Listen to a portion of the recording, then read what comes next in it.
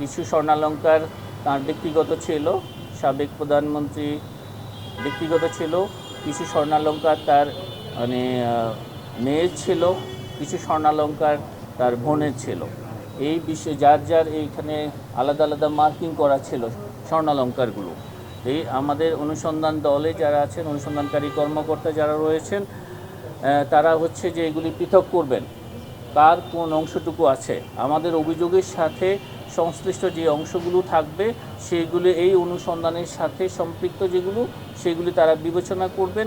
অন্য যেগুলি আছে সেটা অন্য অনুসন্ধানের অংশ হতে পারে, বাট প্রাথমিক যার অভিযোগ, যার সম্পদ বিবরণী যাচাই করা হচ্ছে, সে তার সাথে যতটুকু সম্পৃক্ত থাকবে সেইটাই বিবেচনা করা হবে। আমরা যখন সম্পদ বিবরণী যাচাই করব, যাচাইকালেই এই জিনিসটি সেখানে নির্ধারিত হবে এগুলি জ্ঞাত আয়ের উৎসের সাথে অসঙ্গতিপূর্ণ কিনা, সেটা অনুসন্ধান দল ঠিক করবে। আমরা তার দাখিলকৃত সম্পদ বিবরণী যাচাই করছি।